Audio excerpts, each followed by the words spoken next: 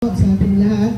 So, ako po si Kuya Harold from Bayside at ako po yung naatasan ngayon mag-deliver ng salita ng Diyos. So, before we start, let us pray po muna.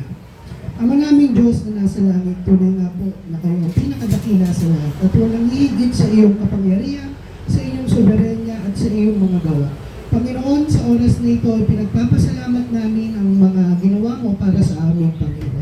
Maging ang bagyong dumaan, Panginoon ko, ay naniniwala kami, Panginoon ko, na ito ay naging pagpapala, Panginoon ko, para palamigin ang aming mainit na kapaligiran, diligan ng mga halaman, at higit sa lahat, Panginoon, dagdagan ang tubig na bumababa, Panginoon ko, mula sa aming mga lawa at sa karagatan.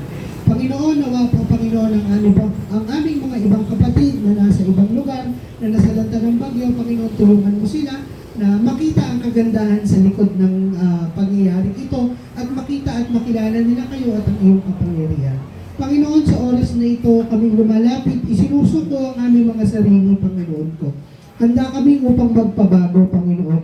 Panginoon, aming isinusuko ang aming kasalanan, ang aming mga kakayahan at ang lahat-lahat sa amin. Ang aming pagmamatigas, ang aming katigasan ng ulo at hindi pagtugon sa mga tawag mo ay aming pong isinusuko at humihingi kami ng paglilinis. Panginoon, tulungan mo kami na makita ka. Alisin mo, Panginoon ko, ang mga kaliskis sa aming mga mata na kung saan, Panginoon ko, may mga oras na hindi kami tumatawag sa iyo, hindi sumasangguni sa iyo, Panginoon. At sa oras na ito, Panginoon ko, gamitin mo ang bawat kapatid, Panginoon, upang paghugutan din namin ng kalakasan, Panginoon ko. At sa bawat kapatid namin, ang makita namin, Panginoon ko, ay ikaw. At sila, Panginoon ko, ikaw din ang makita sa amin. Gamitin mo kami, Panginoon ko, upang ilalathala at palawigin ang iyong salita, hindi lamang sa madlang ito, kundi sa buong sansinukob at sa lahat, Panginoon ko, ng iyong ginawa. Muli, Panginoon ko, ako'y narito, Panginoon ko, alisin niyo ang kaalaman na nanggagaling sa akin at kaalaman niyo, Panginoon ko, ang siyang lumabas sa aking bibig. Hindi ang aking salita, kundi ang iyong salita po, Panginoon. Ito po ang aming samot galangin sa pangalan ni Jesus. Amen. So, good morning po, grace and peace po sa ating lahat. So, nagdadrive ako papunta dito. So, meron akong isang hindi inaasahan. Nung binabaybay ko yung bayog, wala pang bangus. Dati kada babagyo, ang daming bangus. Tapos ang mura-mura.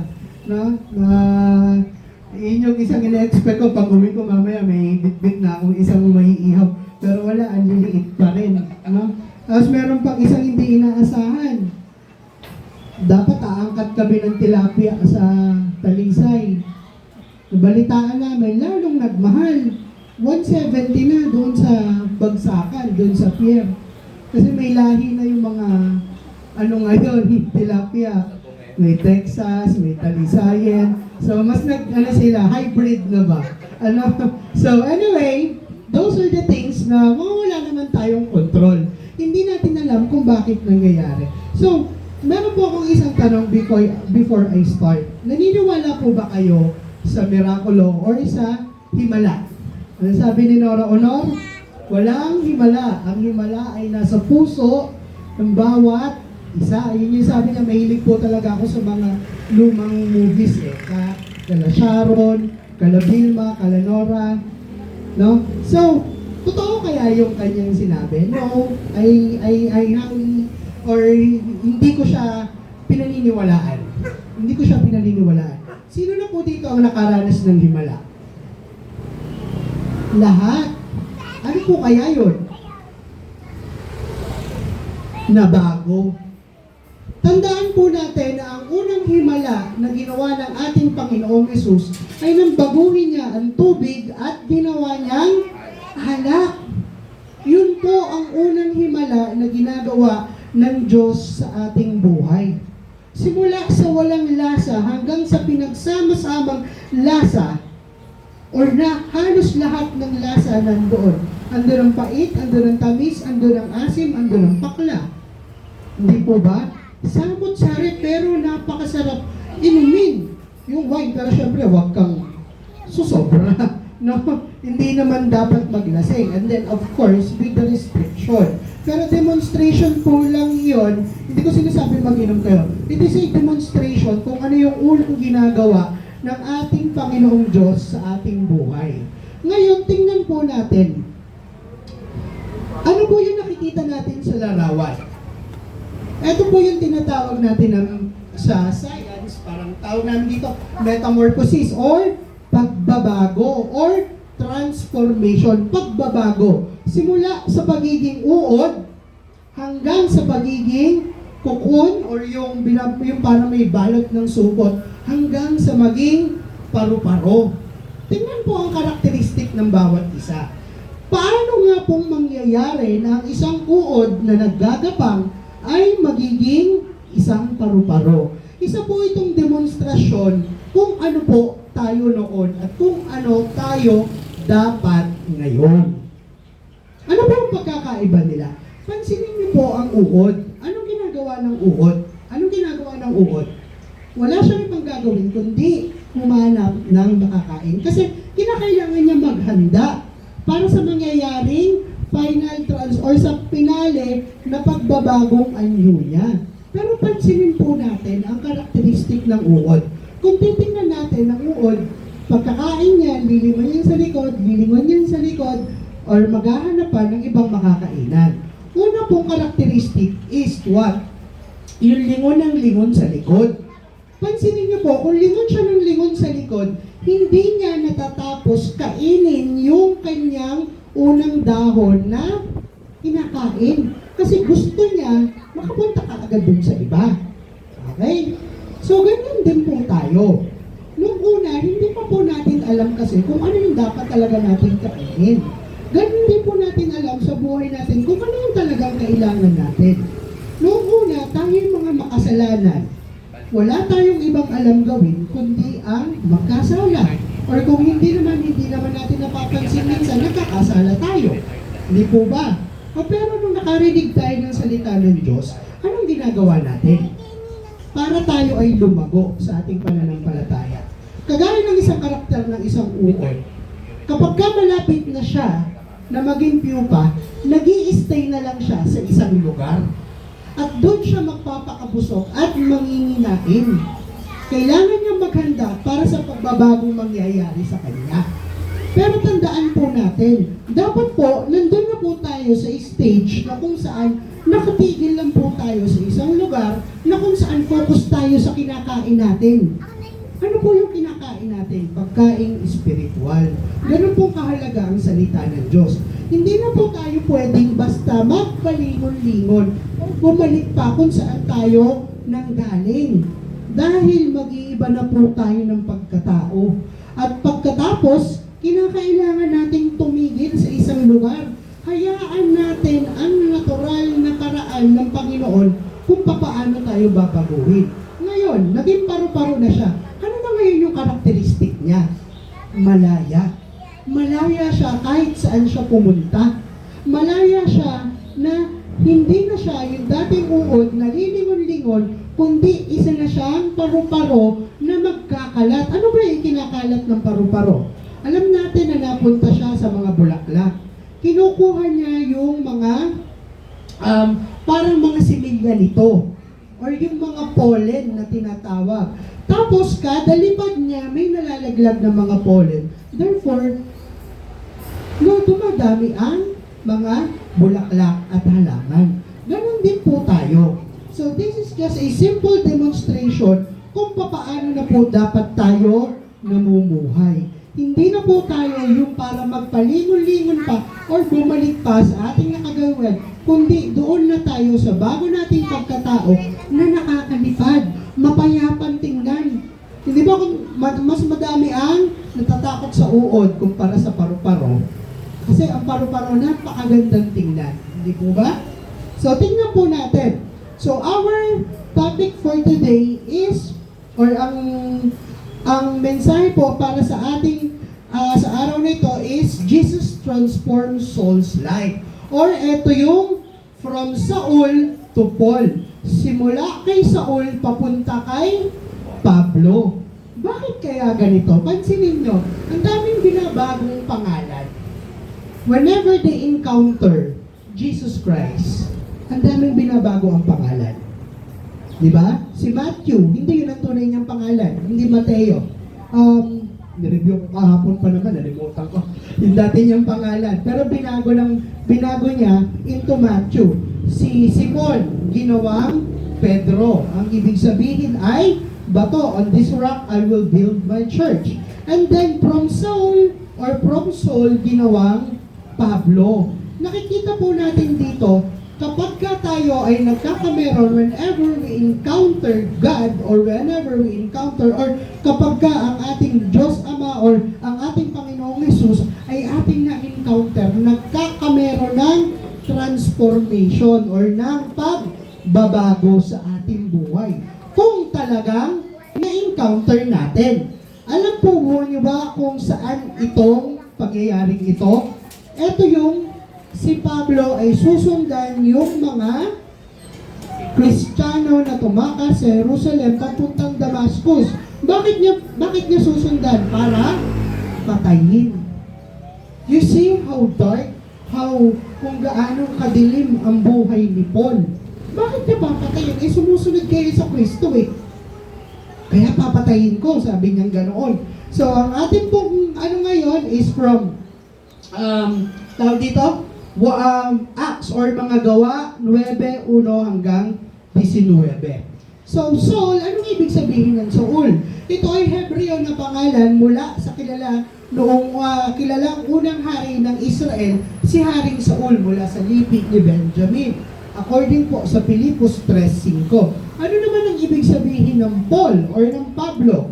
Isa naman itong Griegong pangalan mula sa Latin na ang pangalan na ang Latin surname or Paulus na ang ibig sabihin ay maliit, mapagpakumbaba, at pinakahahamak. Bakit kaya niya pinalitan ang pangalan ni Saul na kinuha mula sa hari at kinuhang Pablo? Di ba? Ang taas ng una mong pangalan, Saul. Tapos niyang gagawin kang Pablo na ang ibig sabihin ay pinakamaliit, mapagpakumbaba, at pinakahamak. Kung titingnan natin ang karakteristik ni Saul, anong karakteristik niya? Malupit, mayaman, edukado, makapangyarihan. Ano pa po? Mamamatay tao, hindi Kristiyano. Hindi lang po basta tao ang pinapatay, kundi yung mga naniniwala lamang sa ating Panginoong Hesus o yung mga Kristiyano. Yun ang target niya. Sa anong kaparaanan niya pinapatay? In any ways, by all means, or sa kahit anong pamamaraan, pero kalimitan noong araw is stone to death or batuhin hanggang mamatay. Gaya ng ginawa niya kay Esteban. Biruin niyo kung gano'n siyang kalupit. Nakatakas na nga, pupuntahan pa.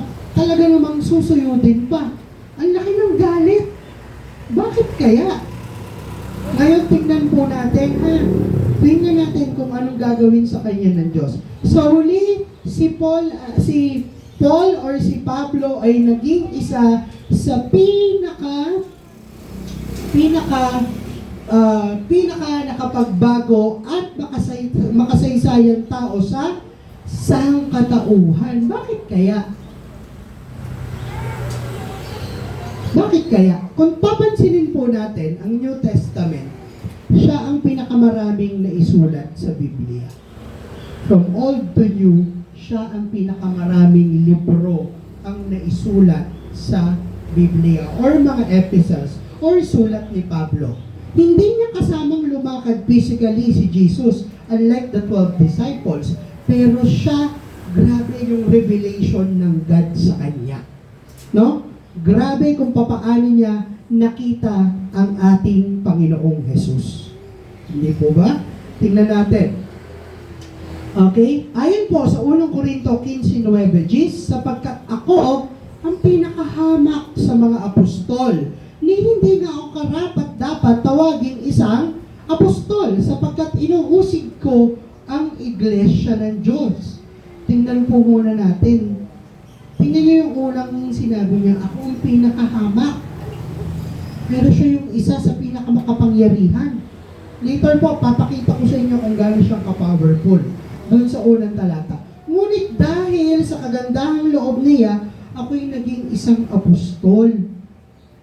Bakit niya sinabing siya ay pinakahamak? Kasi hindi siya naniwala kaagad kung tutuusin. Pinakahamak siya dahil siya ang isa sa pinakamalupit na tao pagdating sa pagtrato sa mga Kristiyano. Kung tutuusin, hindi siya pwedeng maging apostol. But yet then, God had a purpose. Hindi natin kayang pigilan kung ano ang kagustuhan ng ating Panginoong Jesus. Naniniwala po ba kayo dyan?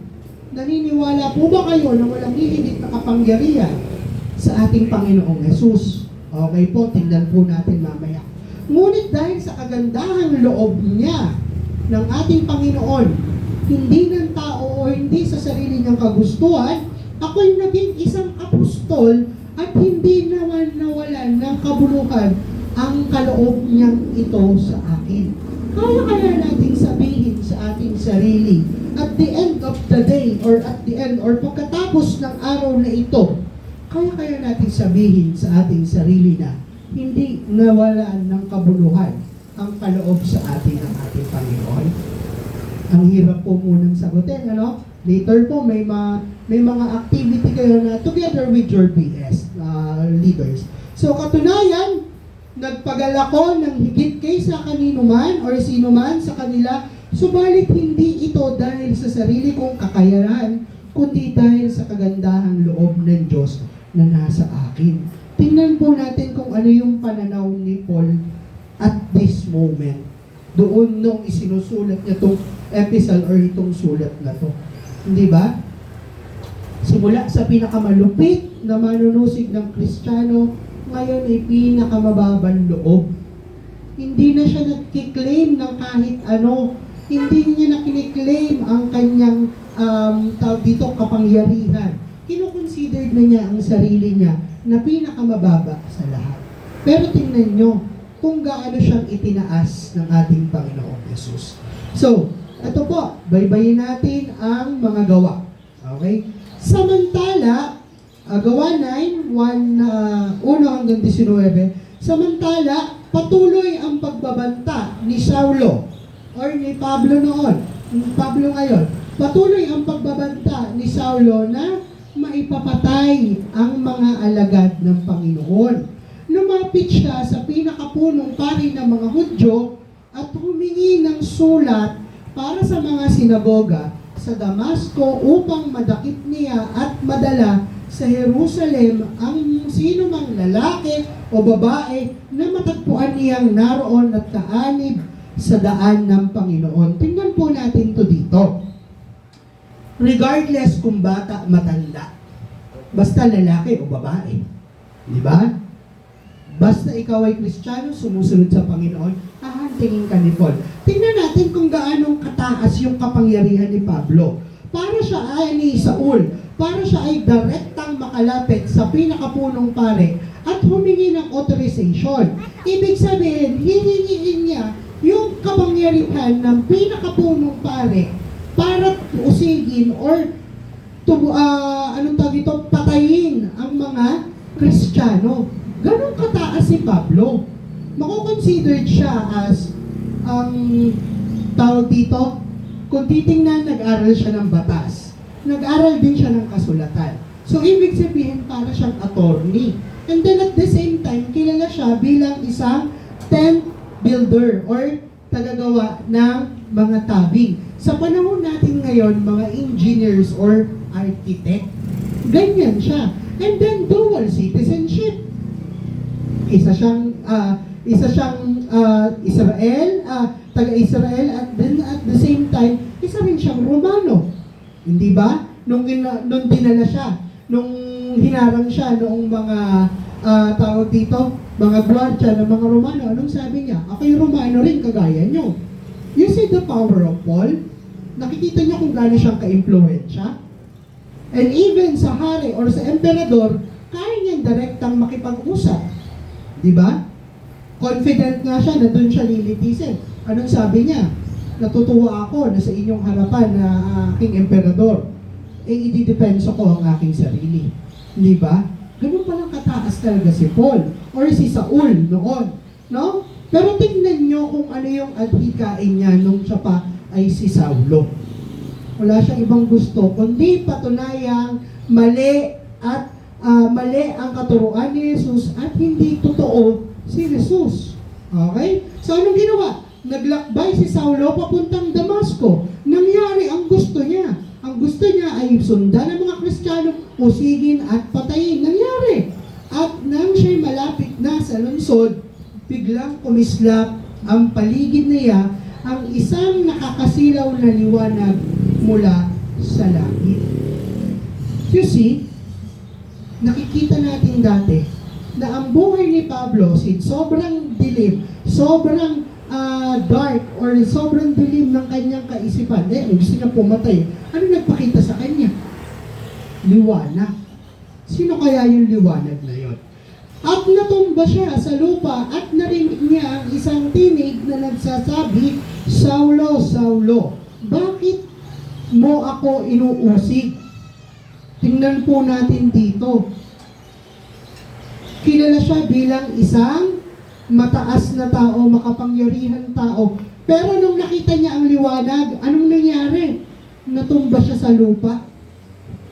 Ibig sabihin po nito, walang sino mang tao ang hihigit sa ating Panginoon. Liwanag pa lang ng Panginoon ang nakita niya.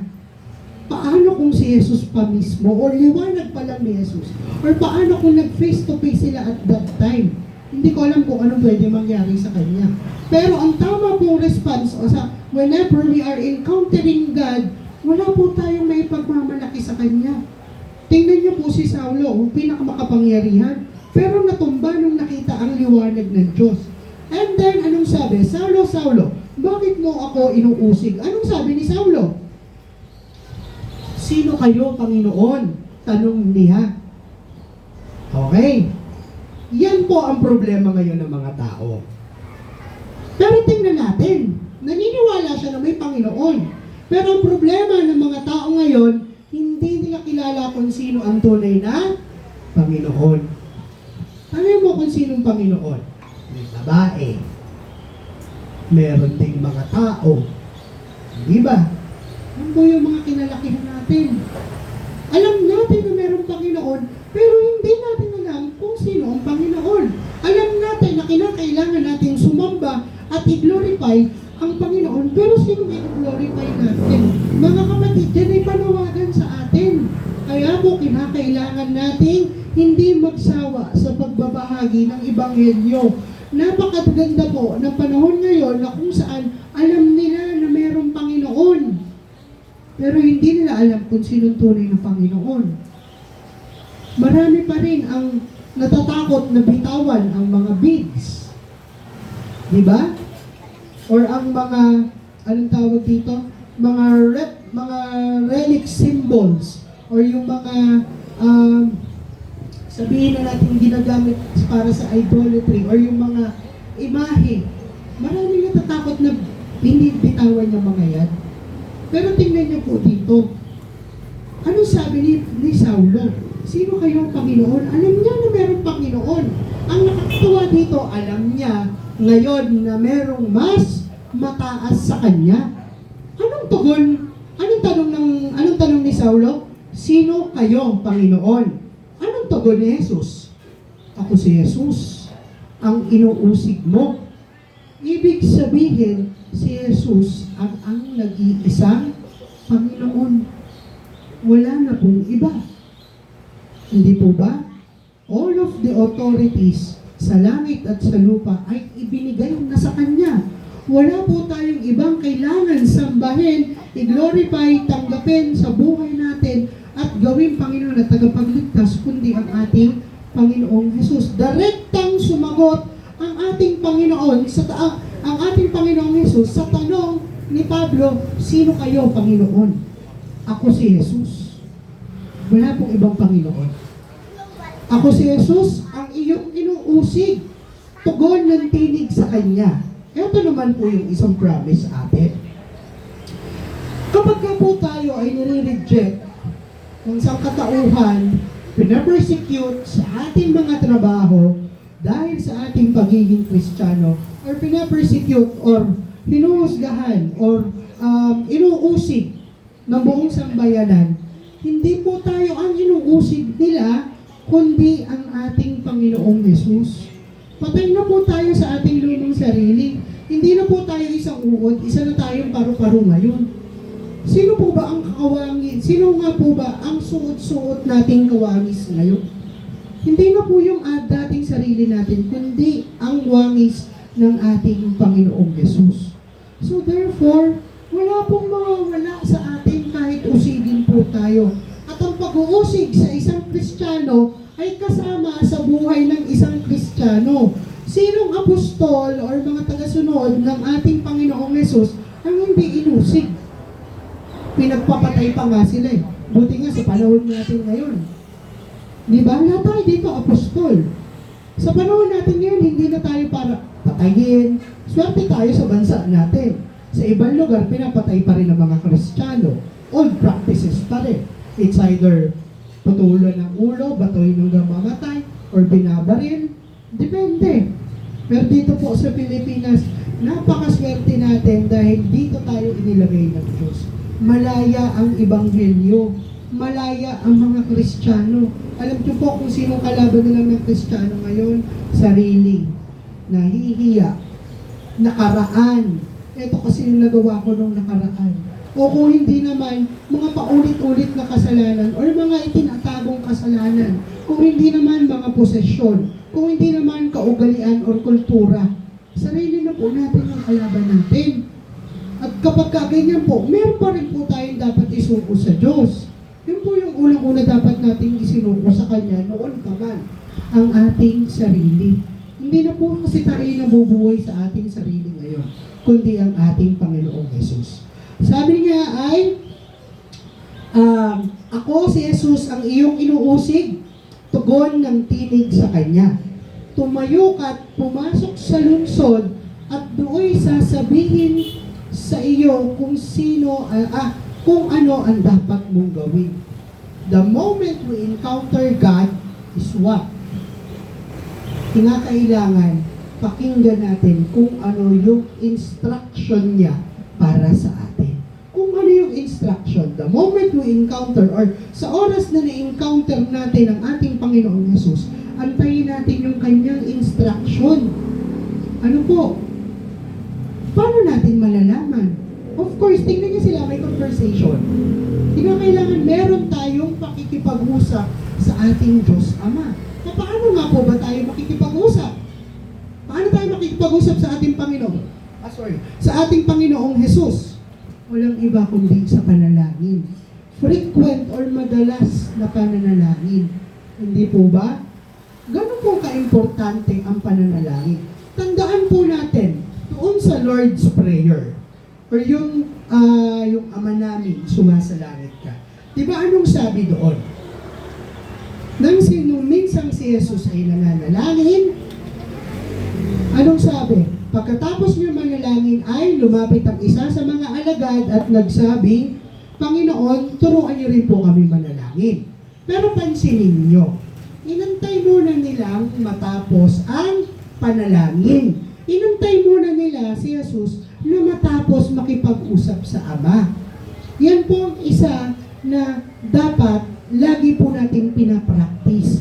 Kasi po napapansin ko ngayon pagka nagpe-pray, pag tumulog yung po, gaganyan, or pagka nagpe-pray, minsan aalis, or kung minsan nagpe-pray, hindi naman taimtim, patingin-tingin hanggang sa matapos, amen, amen. Maganda po na makita po ng mga bata na ngayon pa lang, sagrado sa atin ang pananalangin. Tingnan niyo yung mga apostol, tumigil sila. Hindi sila na nagsabi, Panginoon, sasali ako sa panalangin para matuto ako. Hinayaan muna nilang matapos kasi nalaman nila na nasa sagradong lugar sila. Sa oras na ikaw ay nakikipag-usap sa ating Diyos Ama, ikaw ay nasa sagradong lugar.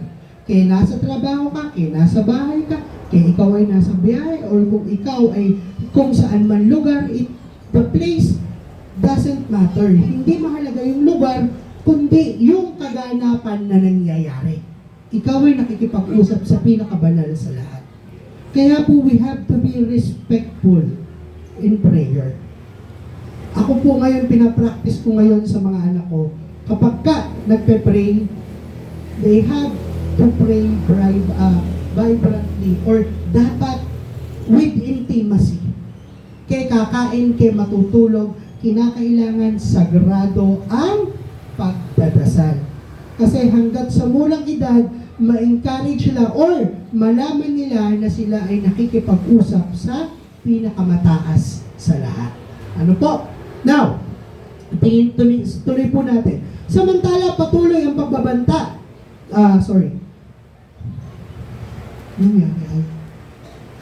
Natigilan at hindi makapagsalita ang mga kasama ni Saulo nang marinig nila ang tinig, ngunit wala naman silang makitang nagsasalita. You see, kita po natin dito, meron ding ibang saksi. Pero hindi ko alam kung bakit, well, of course, gano'n naman ang ginagawa kasi ng mga Hudyo noon. Kahit naman noong si Jesus ay muling nabuhay, hindi ba yung mga gwardya, sinuhulan nila na hindi, sabihin mo, kinuha yung katawan at hindi totoong nawala or nabuhay ng physical ang ating Panginoong Jesus. So, dito po, ang ano dito is, sila yung naghatid kay Pablo. Hindi ko lang alam kung maging sila ay na-convert. But I pray, and I guess, and narinig nila tinig ng Diyos eh. Ayun ang sabi dyan eh. At then, tumayo si Saulo at pagmulat niya, ay hindi na siya makakita. Kaya siya inakay ng mga kasama niya at dinala sa Damasco. Eto po, tingnan niyo po yung unang response ni Pablo after niyang ma-encounter ang ating Panginoong Jesus. Hindi siya nakakita sa loob ng 3 araw at hindi rin siya kumain ni uminom. Hala, nag-fasting ka agad. Hindi ba? Wala siyang ibang ginawa kundi after niyan may nalalaman natin kung ano yung ginagawa niya. Hindi siya nakakita sa loob ng 3 araw at hindi rin siya kumain at uminom. Bakit kaya? Sabi nga po natin, dito, para sa akin po, kaya nangyari ito, or kaya hindi siya kumain at uminom, nalaman niya na merong mas mahalagang bagay kaysa sa pagkain at pag-inom. Ano yun? Ang makakita siya? Maaaring yun. Kasi, after nito, nanalangin siya. Wala siyang ibang ginawa kundi nanalangin. Alam na niya ngayon kung kanino siya tatawag. Ano po? So dito, bakit siya kinakailangan mag-fasting? Ganito pong kaimportante sa ating buhay Kristiyano. Kasi po, kalimitan sa mga tao ngayon, siguro sa panahon natin yan, pansinin nyo, yung mga magnanakaw, o yung mga gumagawa ng hindi maganda. Bakit kaya sila gumagawa ng hindi maganda? Pangunahing dahilan, walang makain ng pamilya. Gawa ng kahirapan, walang makain ng pamilya, gagawa ko ng masama. Pansinin po natin doon sa unang tentasyon ni Satanas sa ating Panginoong Jesus nung siya ay nag-aayuno sa disyerto. Anong unang tentasyon na ginamit niya? Pagkain. Kung ikaw ay ang anak ng Diyos, gawin mong tinapay ang mga batong ito. Hindi po ba? Kay Eva at Adan, anong unang ginamit na tentasyon? Pagkain din. Kainin mo ang bungang ito at ikaw ay magiging kapantay ng Diyos.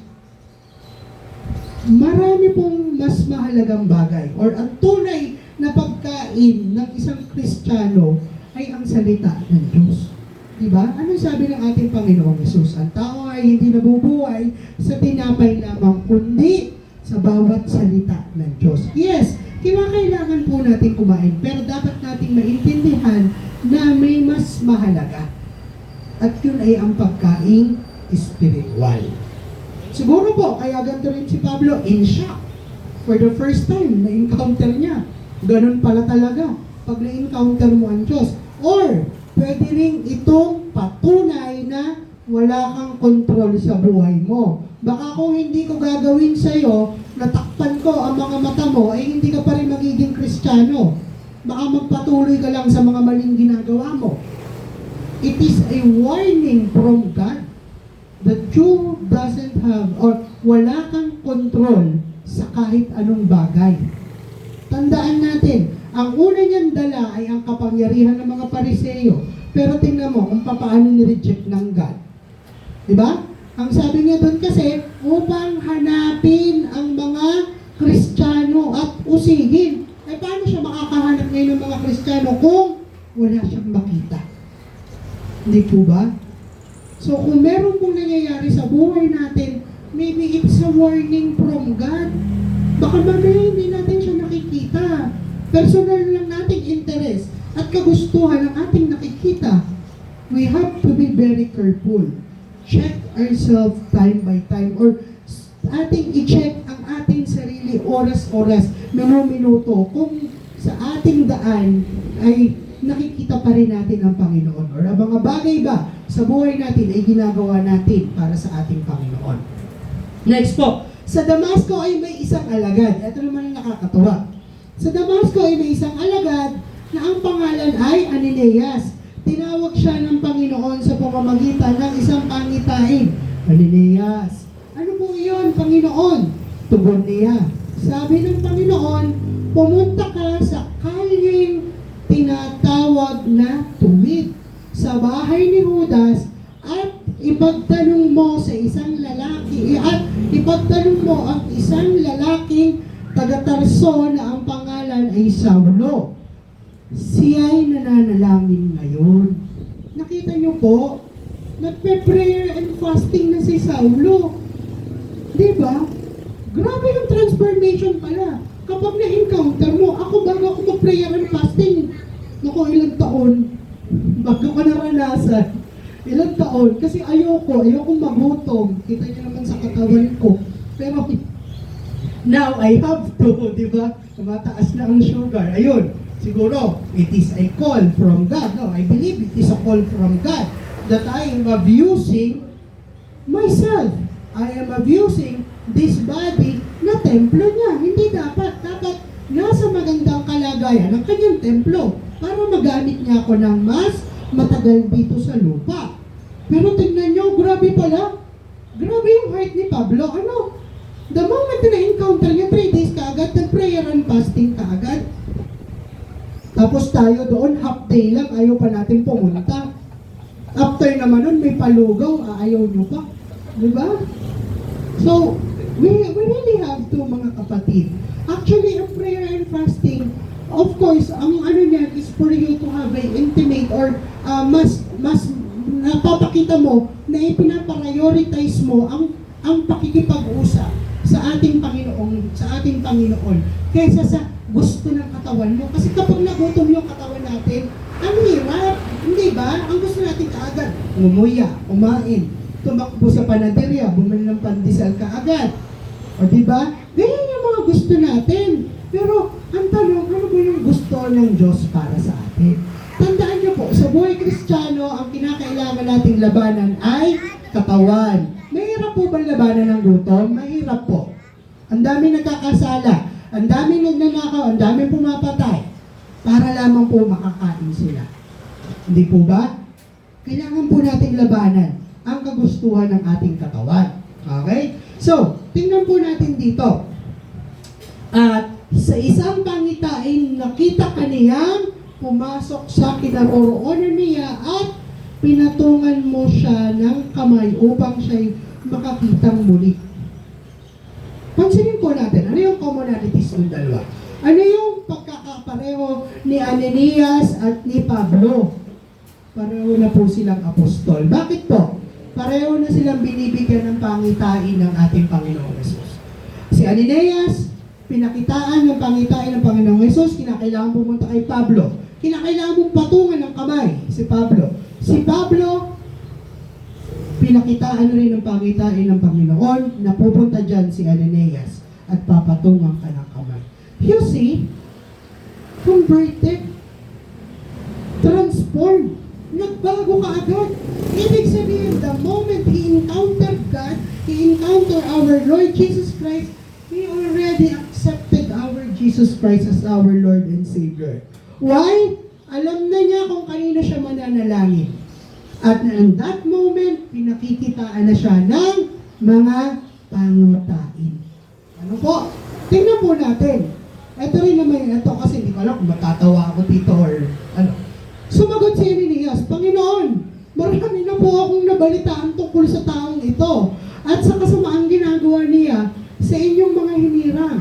At naparito siya sa Damasco, taglay ang kapangyarihan galing sa punong pari ng mga Hudyo upang dakpin ang lahat ng tumatawag sa iyong pangalan. Ngunit sinabi sa kanya ng Panginoon, pumunta ka roon sapagkat siya'y pinili ko upang ipakilala ang aking pangalan sa mga hintil, sa mga hari, at sa mga anak ng Israel. Kung ako si Ananias, Panginoon naman, teka lang naman, serial killer yung pinapapuntahan niyo sa akin. Bakit naman ako pa?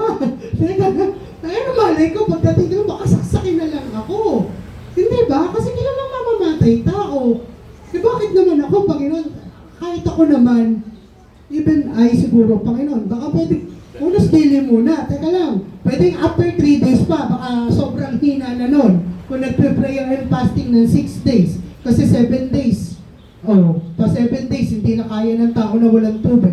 Baka lupasay na yun, tsaka ako papatungan ng kamay. Wag mo ng 3 days, may lakas pa yun eh. Mahirap na. Pero, ano sabi? Sumagot si Ananias, Panginoon, marami na po akong narinig. Totoo naman, kahit sino matatakot. Pero anong sabi? Ngunit, sinabi sa kanya ng Panginoon, pumunta ka roon, sapagkat siya'y pinili ko upang ipakilala ang aking pangalan sa mga hintil, sa mga hari, at sa mga anak ng Israel. Bakit sumunod si Ananias? Tingnan natin. Ang sabi kasi dun sa verse 14, at naparito siya sa Damasco, taglay ang kapangyarihan galing sa punong pari. High priest. Dala lamang ni Pablo ang kapangyarihan ng tao or ng isang kasulatan ginawa ng tao. Pero si Ananias ay pinapunta, dala ang kapangyarihan ng ating Panginoong Yesus. Ganyan din po tayo sa buhay natin, mga kapatid. Kapag lumalabas tayo dito, tandaan natin ang salitang pumunta ka roon. Pumunta ka roon sapagkat siya'y pinili ko. Kung meron tayong taong may encounter na hindi pa believer, puntahan natin siya dahil siya man ay pinili ng Panginoon upang ipakilala ang pangalan sa mga hindi pa mananampalataya. Mga kapatid, lahat tayo dyan galing. Lahat tayo ay pinuntahan ng pinili ng ating Panginoong Hesus upang tayo ay gawing pinili rin. Or upang tayo man ay maging apostol din na magpapakilala sa Kanya at sa Kanyang pangalan sa mga hindi mananampalataya. Yan po yung number 1 or ito po yung unang activity ng isang Kristiyano, ang magbahagi ng salita ng Diyos. Ipakilala ang ating Panginoong Jesucristo bilang Panginoon at tagapagligtas sa buong sansinukob o sa buong nilikha. Ipapakita ko sa Kanya ang lahat, ito po yun, ng mga hintil at sa mga hari. Ibig sabihin po, ang gospel ay para sa lahat. Para sa mga lahat ng nilikha. May trabaho, wala. May pinag-aralan, wala. Mayaman, walang kaya, hikahusman, lahat ay para sa Diyos. Lahat ay dapat makarinig ng gospel. Hari pa nga ang sabi dyan eh. Di ba? Hindi pa presidente. Mas mataas ang hari kaysa presidente. Di ba? Ibig sabihin, simula sa pinakamababa hanggang sa pinakamataas, lahat iyan ay para sa Diyos. At lahat iyan ay may otoridad tayo sa kanila. Nakakatawa po nung nasa Taal kami, nung nagsiselder, ramdam na ramdam ko na ginagamit nila yung authority ng God. Kasi, siyempre, bilang marunong na mag-share, kasama namin yung mga bago pa lang mag-share. Magandang araw po, pwede po ba ako po si Kuya Harold, taga ganito, taga ganyan, maaari po bang magbahagi ng salita ng Diyos? Aba, yung isa, hindi, nakakatuwa. Ako po si Emmanuel, ako yung magbabahagi sa inyo ng salita ng Diyos. Sa gusto nyo. Di ba? Eh, hindi naman makatanggi. Eh, wala na magagawa. Kasi, dapat po pala, alam natin, when we go to the field, alam natin kung ano yung mission natin. Di ba? Ang mission natin ay ibahagi ang salita ng Diyos. Hindi ang mission na magdalawang isip or mahiya or tansyahin yung tao. Ang ano natin is ma-deliver sa Kanya, whether he like it or not. Kapag ka ayaw, sabihin natin, pwede po ba tayo manalangin? Isingit natin yung gospel sa panalangin. John 3:16 lang. For God so loved the world that He gave His only begotten Son, whoever believes in Him shall not perish, but rather have the eternal life. That's why, Lord, we accept You as our personal Lord and Savior. We repent from our sins. Tinatalikuran namin ang aming mga kasalanan. Tinatanggap ka namin bilang Panginoon at tagapagligtas. Okay, tingnan po natin. Anong sinabi dito? At sa mga anak ng Israel. Ipapakita ko sa kanya ang lahat ng dapat niyang tiisin alang-alang sa atin. Wrath of God? Galit si God? Kaya kinakailangan niyang tiisin? Hindi po. Dahil gagamitin siya sa napakalaking bagay. Ano nga uli ang ibig sabihin ng Saulo? Pinakamataas. Ngayon, pinakamababa. Yung Pablo. Pinakaapi, pinakamababa, at pinakamapagpakumbaba. Kaya po, sabi niya dito, ipapakita ko sa kanya ang lahat ng dapat niyang tiisin. Mga kapatid, kung titingnan po natin ang itsura ng Apostol Pablo, hindi po ito yung itsura ng parang manikin or estatwa na nakikita natin noong tayo bata pa, na may maamong muka at parang paiyak na mata. Hindi po. Sa bawat lugar na pinupuntahan ni Apostol Pablo, ginugulpi siya. Bangas-bangas. Daig pa nito si Cardo Galisa. Daig pa nito. Kasi yun, si Cardo, after ilang balik na uli, gwapo na uli. Pero ito, hindi po. Yung po ang tunay niyang itsura. Sa kahit sa lugar na pinupuntahan niya, inuusig siya. Sinasaktan. Ano po? Next. Pumunta nga sa Ananias at then pumunta rin siya, di ba? Why? Because yun ang sabi ng Panginoon.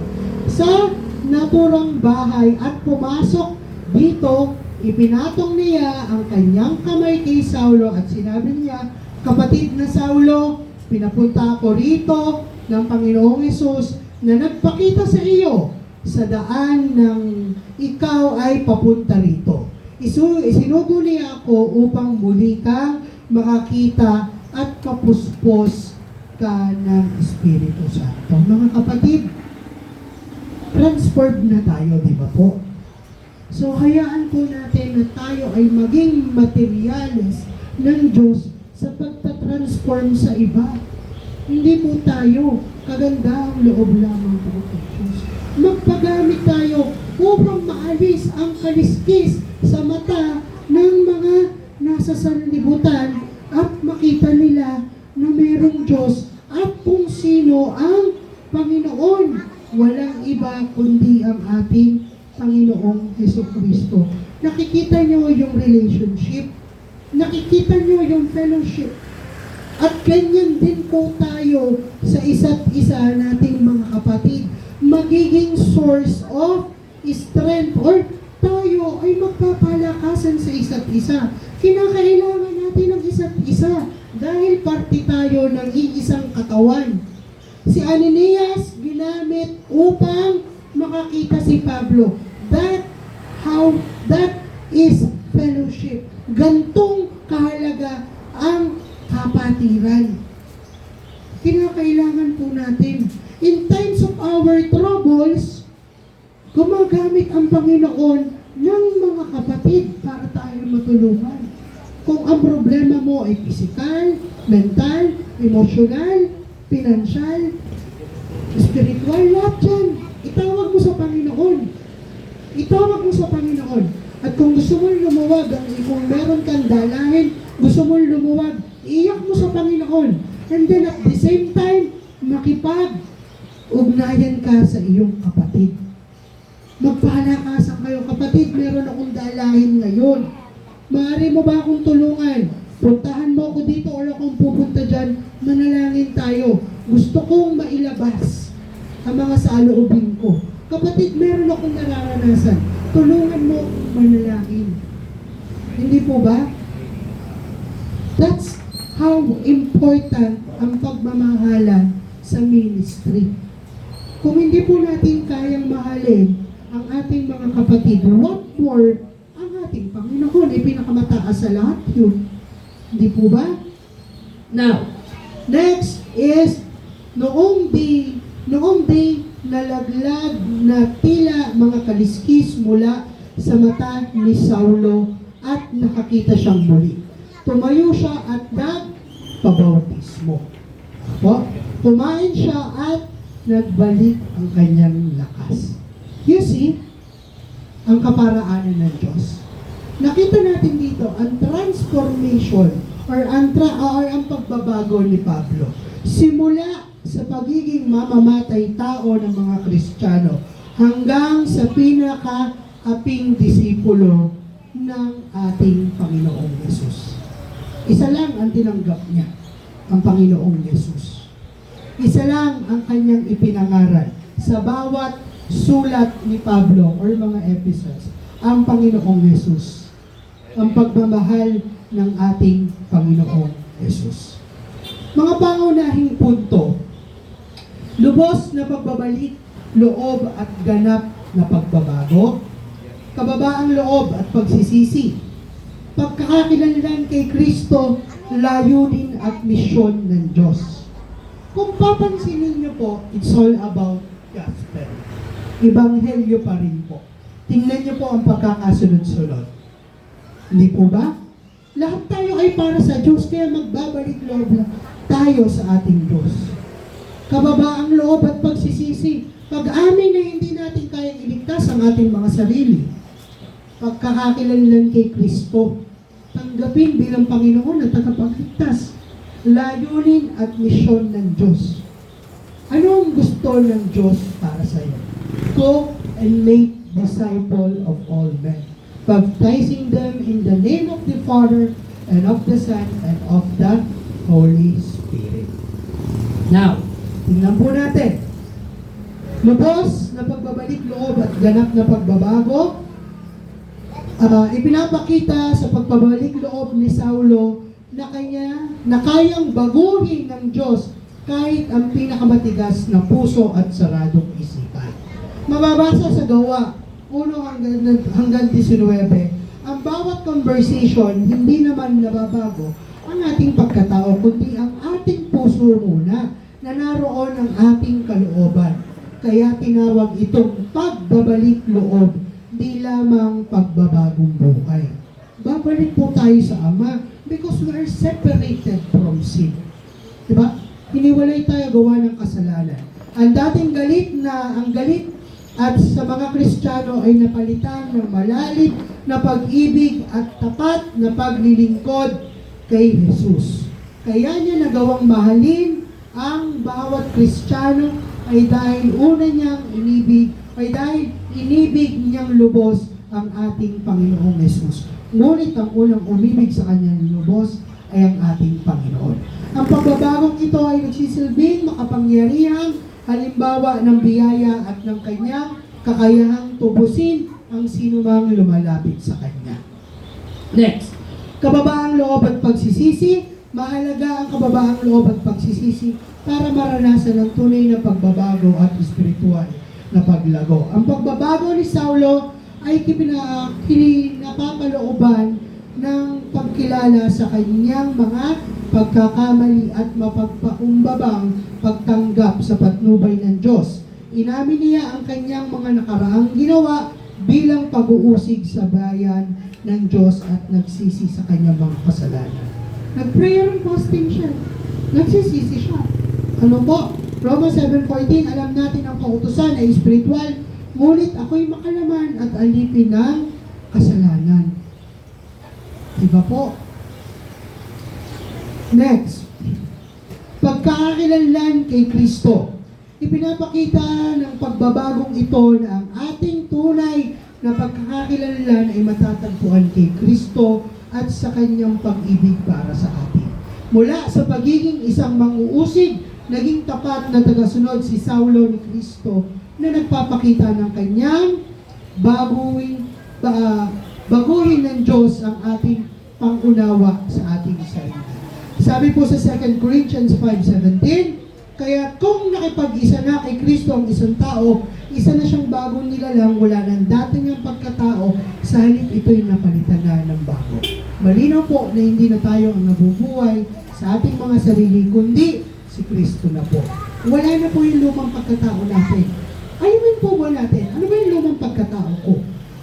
Nasusunod ang sarili, lasinggero, mahilig sa pornografiya, mahilig sa pakikipagchismisan, mahilig sa bisyo, mahilig sa sugal, mahilig sa mga material, lasing sa trabaho, uhaw sa kayamanan, uhaw sa kapangyarihan. Maaring ganyan po. Sinungaling. Tingin ko ang kasalanan at tingin ko walang totoong Diyos. Ako ang Diyos ng sarili ko. Maaring yan po yung ating lumang pagkatao. Magagalitin. Kaysa magdasal sa umaga, pagkagising, tatapat ka agad sa bintana. Ano kaya? Nag-aaway na yung mag-asawa? Diba? Chismosa. Ganoon. Next po, layunin at misyon ng Diyos. Ipinapakita nito na ang plano ng Diyos para sa atin ay maaaring magdala ng mga di inaasahan, landas at isang panawagan sa paglilingkuran siya at kakaibang paraan. Pagkatapos ng kanyang pagbabalik loob, naging makapangyarihan ang apostol na si Saul at nagpalaganap ng Ebanghelyo at tintin.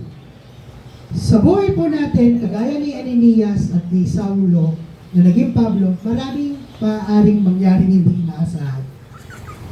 Maraming ipagawa sa atin ng Panginoong Jesus. Pero we have to, what? We have to practice the authority of God or ang otoridad ng ating Panginoon sa atin. Si Ananias, may pagdadalawang isip, ay mamamatay tao yun. Talagang gusto pa, ipatong ko yung kamay ko doon. Pero Panginoon, wala akong authority sa sarili ko. Hindi na ako ang nabubuhay, kundi ikaw. Susunod ako kung ano yung gusto mo. Ano po? So, para po sa activity, usually mga tanong, pero ako po, usually ang pinapagawa ko is activity. Ito po yung tinatawag nating na burning letter activity. Actually, ginagawa namin to noon sa AGR, di ba? Clinical sa AGR. So, maganda po, nabalikan natin. Pwede nyo po itong gawin after nito or during your Bible study or your cell group. First step po is manalangin ng time team, humingi ng revelasyon mula sa ating Panginoong Jesus na mailahad sa iyo ang mga dapat mo pang isuko sa Kanya. Susunod po, kumuha ng papel, isulat sa isang papel ang mga kaugalian, gawain, possession, pwedeng materialistic, pwedeng yung trabaho mo, mas natutuwa ka kapag ka 100% ang trabaho mo, na yung full potential mo na ibibigay mo doon, pero sa Diyos, hindi. Di ba? Susunod po ay kagustuhan. Yung mga kagustuhan mo, or pangyayari or kaganapan na nakakapagpahina sa iyong pananampalataya. Halimbawa, meron kang nagawa nung nakaraan na kung saan hanggang ngayon, binabagabag pa rin ang sarili mo. Meron kang nagawa isang kahiyang bagay na hanggang ngayon, nagiging hindrance pa rin. Meron kang nagawang kasalanan na hindi mo mapatawad ang iyong sarili, nagiging hindrance pa rin or nagiging balakid sa paglago mo sa iyong buhay pananampalataya. Isulat po natin yan. And then susunod ay ang mga kasalanang nagagawa mo, sinasadya man o hindi. Mga kasalanan, alam mong kasalanan, sinadya mo o hindi, isulat po natin. Again, manalangin po muna tayo. Let's ask God for a total revelation or ilathala sa atin. Ano-ano pa ba yung mga bagay sa buhay ko na kinakailangan kong isuko sa iyo, Panginoon, para ako ay matransform or maging mabago sa sarili mong wais. Pagkatapos po, isuko ang lahat ng ito at humingi ng kapatawaran at paglilinis sa ating Panginoong Yesus, and then sunugin yung papel na iyong ginawang listahan. And I tell you, you will feel better. And then, iyakapin ang bago mong pagkatao na kalarawan ng ating Panginoong Yesus. Ibig sabihin, you have to claim it, you already burned your sins, lahat ng kasalanan natin, lahat ng kagustuhan natin, all of our strengths and downfalls, lahat yun, isinuko natin at sinunog natin, at wala nang ibang natitira, kundi ang pagmamahal ng ating Panginoong Yesus. God bless us all, mga kapatid. Let us pray. Yes, Father God in heaven, thank you, Lord, for being with us, Lord. At naniniwala kami hindi lamang po sa oras na ito, kundi sa bawat oras, sa bawat minuto, ikaw ay kasama namin. Panginoon, maraming salamat sa ginawa mo sa buhay ni Pablo at sa buhay ni Ananias. Panginoon, naniniwala kami, maging kami ay binago mo. Hindi na kami ang dati namin pagkatao, kundi ikaw na ang siyang nakaupo sa puso namin. Ikaw na ang nakaupo sa trono ng buhay namin. Simula sa oras na ito, Panginoon, mag-iisip kami kagaya ng pag-iisip mo. Lalakad kami kagaya ng paglalakad mo. Gagawin namin ang mga ginawa mo. Sasampalataya kami sa iyong pangalan at magbibigay lugod kami at kaluwalhatian sa Diyos Ama kagaya ng ginawa mo. At magbibigay liwanag sa buong mundo at magiging asin kagaya ng ginawa mo, Panginoon ko, sa mundong ito. Hayaan mo po, Panginoon ko, na makita ka sa buhay namin, sa mga taong nakapaligid namin, kamag-anak, kaibigan, maging mga mahal sa buhay, o hindi namin kilala, Panginoon. At sa oras na ito, Panginoon ko, inihahayag namin sa tanas, wala ka na sa buhay namin. Wala kang puwang sa puso namin. Walang ibang Panginoon, kundi ang aming Panginoong Jesucristo, at siya ang maghahari sa buhay namin. Kaya sa oras na to, maraming salamat, Panginoon. We declare victory in your name. We praise you, we glorify you, and we love you, Lord. We praise you, we glorify you, and we give you our lives. All of our strength, all of our downfalls, and all of us, Lord, and all of our love, ay nakadedicate lamang sa iyo, Panginoong Jesucristo. Ito po ang aming dalangin sa pangalan ni Jesus. Amen.